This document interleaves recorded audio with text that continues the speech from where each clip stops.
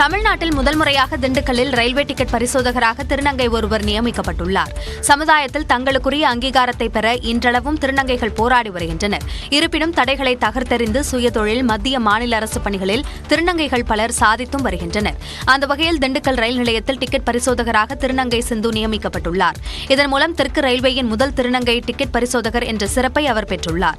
இது தொடர்பாக நியூஸ் 18 தொலைக்காட்சி செய்தியாளருக்கு பேட்டியளித்த அவர், கல்வி, உழைப்பு மூலமாக எந்த உயரத்தையும் எட்ட முடியும் என்ற நம்பிக்கையுடன் திருநங்கைகள் முன்னேற வேண்டும் என்று தெரிவித்தார். கல்விங்கிறது மிக முக்கியமான விஷயம்.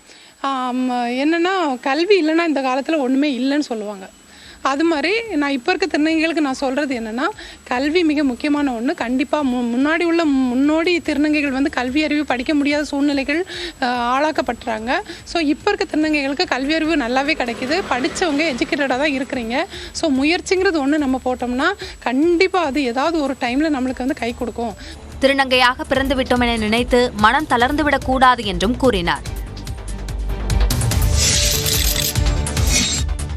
திருவண்ணாமலை மாவட்டம் ஜவ்வாது மலை பகுதியைச் சேர்ந்த பெண் ஒருவர் நீதிபதி தேர்வில் வெற்றி பெற்று சாதனை படைத்துள்ளார். ஜவ்வாது மலை அடுத்த புலியூர் மலை கிராமத்தைச் சேர்ந்த வெங்கட்ராமன் என்பவரின் மனைவி ஸ்ரீபதி கடந்த ஆண்டு தமிழ்நாடு அரசு பணியாளர்கள் தேர்வாணையம் நடத்திய உரிமையியல் நீதிபதி தேர்வில் பங்கேற்றார்.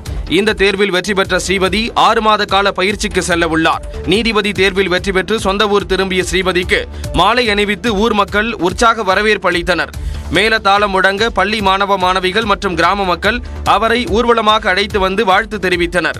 அடுப்பூதும் பெண்களுக்கு படிப்பு எதற்கு என்பதற்காக என்ற கேள்வியை மாற்றி நீதிபதியாக அரியணை ஏறும் எங்கள் சமூகத்தை சேர்ந்த ஸ்ரீபதி அவர்களுக்கு ஜவ்வாது மலை சார்பாக நெஞ்சு நிறைந்த வாழ்த்துக்கள். எங்கள் சமூகத்திற்கு மிக உயர்வான பதவியை பெற்று தந்திருக்கிறதுனால எங்கள் சமூகத்திற்கு மட்டும் இல்லை, இது தமிழ்நாட்டில் உள்ள அனைவரும் திரும்பி பார்க்கும் அளவுக்கு ஒரு நீதிபதியாக பதவியேற்று சிறப்பாக பணியாற்ற வேண்டும் என்று தெரிவித்துக் கொள்கிறேன். சாலை வசதி உள்ளிட்ட அடிப்படை வசதிகள் கூட இல்லாத மலை கிராமமான ஜவ்வாது மலையில் படித்த பெண் ஸ்ரீபதி முதல் மலைவாழ் இன பெண் நீதிபதி என்ற பெருமையை பெற்றுள்ளார்.